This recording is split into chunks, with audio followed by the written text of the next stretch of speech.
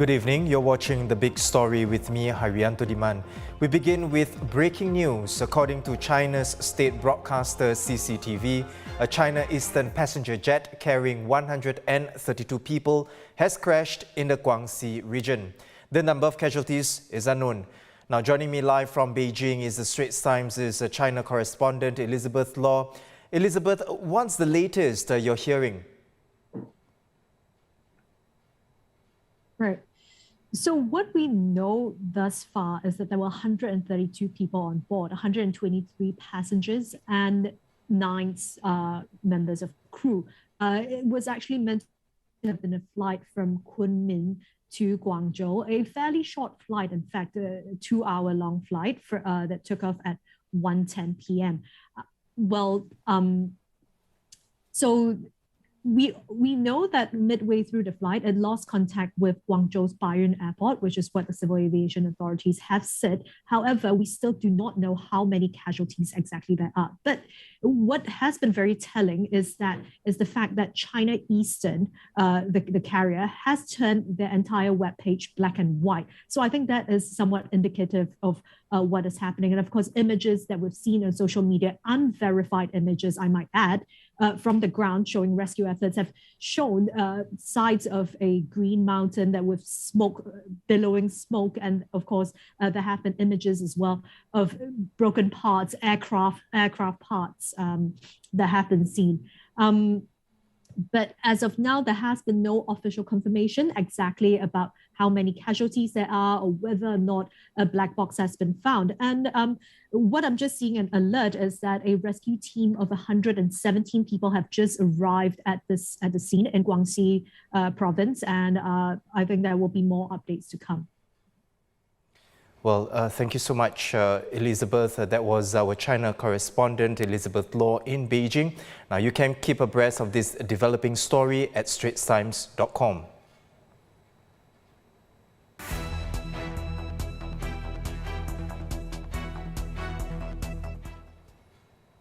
Ukraine has rejected calls by Russia to surrender the strategically important city of Mariupol, where food, water and electricity are running low.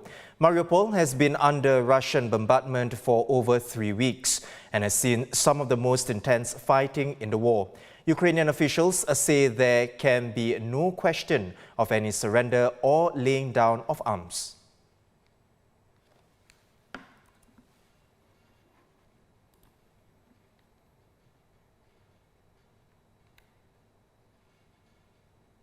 Back home, Singapore is expecting to hold some of its largest MICE events this year since the onset of the pandemic, including an F&B show, Food and Hotel Asia, in September that is set to see 35,000 visitors. Now, this follows the recent relaxation of safe management measures, allowing the capacity of larger events to be at 50% of the venue's limit instead of specific capacity limits.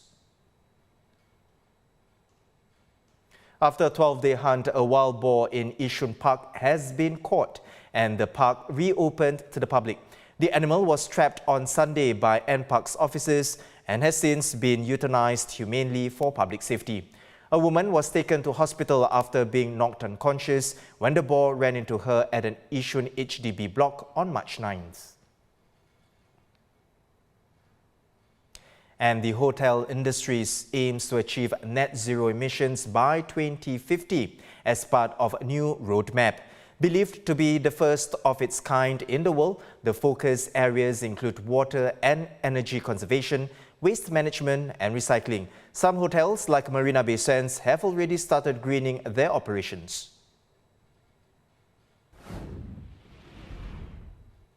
Singapore has seen an increase in international travellers this year, but only a fraction of tourists are under the vaccinated travel lane scheme.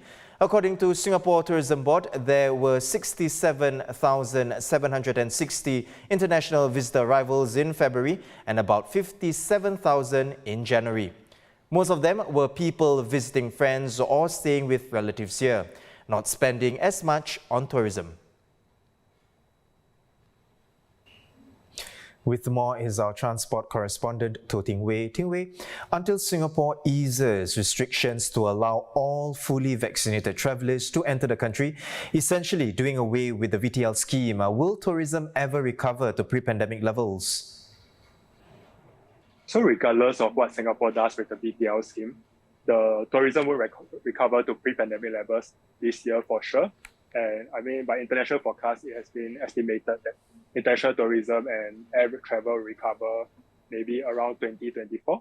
So there are several reasons for this, some within Singapore's control and some out of Singapore's control. But the way the BTL scheme is structured is definitely one of the issues which will limit the recovery. But the BTL scheme itself has kicked off the recovery for Singapore's tourism and air travel sector. There are some issues with it, which means that you can't get anywhere near to pre-pandemic levels. So one example is the arrival cap in terms of the number of BTL visitors that can come in daily. So we are looking at that number now, and it's 15,000 BTL arrivals a day. So that's quite far off from what Singapore had in terms of arrivals daily. So if you count transit passengers based on 2019 numbers, there seems to be around 95,000 people entering Changi Airport on a daily basis. And when you look at the BTL cap, it's 15,000. So it's quite far off. Plus, demand is not so high at the moment. So I don't think the cap is being maxed out on a daily basis. That's one issue. And the other issue with BTLs is because you need to be from a selected list of countries, 32 countries currently. And you also have to take designated BTL flights into Singapore. So when you have the issue of a designated flights to tap the scheme, the problem is that the demand for the flights are a lot higher compared to demand for non-BTL flights. So essentially what will happen is that for designated BTL flights, the ticket prices will go up and it will make it less attractive for people to try to come here. But beyond the BTL itself, there's really a lot of other issues that needs to be addressed before we can talk about a full recovery in tourism. For example, you have regional markets like Indonesia, Thailand, and other countries which are slowly opening up but not fully open yet. There are still testing requirements and things like that. So as long as they are not fully open, the demand for tourism to these markets won't be back to pre-pandemic levels. And that also means that there will be fewer people stopping over in Singapore before going on to these countries. So this was actually kind of a major tourism market for Singapore before the pandemic. So that's one thing. And you have China remaining closed in terms of its borders. So it means Singapore lose a big source of tourists. And also other things like the testing requirements in Singapore, even though now it's quite minimal, and also domestic restrictions like mask wearing and limits on group sizes. So these are all things that come together to deter people. And lastly, and most importantly, there's also in terms of the demand from travelers. While there is some pent-up demand, there are also a lot of travelers who are still reluctant to travel because of the COVID-19 situation, be it in Singapore or other countries, and the fear that their trip might be disrupted by a COVID-19 infection. So it's really a lot of things to consider, but BTLs are one of the things that Singapore can reconsider to try to boost tourism. Ting Wei, you explained quite a bit on the external factors, and you mentioned regarding the domestic restrictions. So let's focus on that. How much of a hindrance you think our domestic restrictions would be to attracting tourists? So it's hard to quantify the impact of this because I don't think any proper study has been done to see how travelers get turned off by the idea of having to wear masks, for example. But I would think it's probably quite a big factor. Because if you are thinking from the perspective of maybe a tourist from Europe, say the UK, wanting to fly to Southeast Asia, and say Singapore in particular, when the person looks up the restrictions locally, it will feel quite different from what the person is already experiencing in UK or even countries like US. So in terms of COVID restrictions, Singapore is still pretty strict compared to other countries. So you have to talk about things like downloading a contact tracing app, wearing of masks everywhere, dining in groups of 5, not being able to drink alcohol after 10:30, no live music, and things like that. And taking from the perspective of a foreign tourist, you would think that's quite restrictive.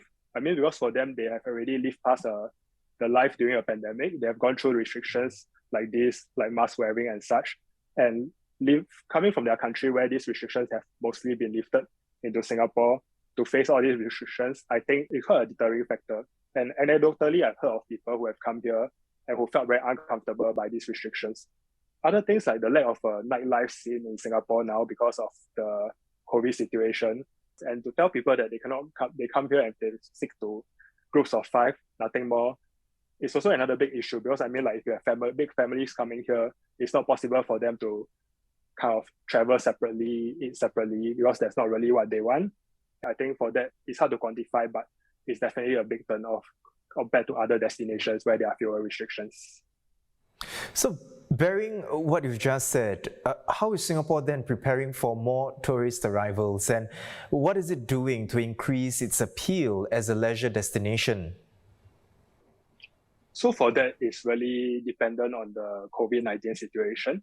But we have talked to STV for the story that we did today, that was in today's papers. So what STV is doing is, in terms of several areas, working with the tourism industry. So one key thing is recruiting more manpower, because with the pandemic over the last 2 years, there's been kind of a talent drain in the industry. Whether you're talking about aviation or you're talking about the tourism industry, there are people there's foreign manpower who left and haven't returned. There's Malaysians who also haven't returned as well. And then we have people who left the industry for better prospects.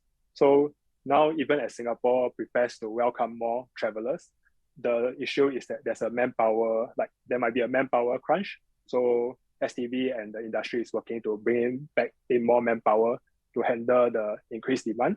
And also there's also new they have continued trying to push for new experiences and new attractions throughout these 2 years to prepare for more people to come in. So example is a push for wellness tourism. So wellness tourism is a kind of a new thing in Singapore where they want to showcase Singapore as a place where you can come and participate in activities which kind of improves your health. So that's one aspect that Singapore will be pushing for. And you have events like the F1, which is supposed to return this year, and there's a 7-year contract for that over the next few years. So that will bring back more tourists as well. Then there are also various things like this upcoming Children's Museum that will open in December this year. So it's supposedly the first museum in Singapore that's dedicated to children. And this will be located at Coleman Street. Then there's also a rebranding of the Fort Serapong in Sentosa to brand it as a tourist attraction. And then you also have things like the container hub, the container hotels and such. So it's more of trying to increase the number of attractions in Singapore, trying to help businesses have the requisite manpower while waiting for domestic restrictions and VTR restrictions to ease. Ting Wei, thank you for the inputs. Transport correspondent there, To Ting Wei. Overseas, Hong Kong plans to relax some COVID-19 curbs on April 1st. Firstly, it will lift a ban on flights coming in from 9 countries, including Australia, Britain and the US. These were put in place after the Omicron variant emerged in January, with the restrictions covering countries deemed high risk. And secondly, the current 14-day hotel quarantine for travellers will be reduced to 7 days, provided they test negative on the 6th and 7th day of their stay. From one financial hub to another, Shanghai is reporting a record daily surge in local cases with 24 symptomatic infections and 734 asymptomatic. Because of this, the Disney Resort will close from today until further notice.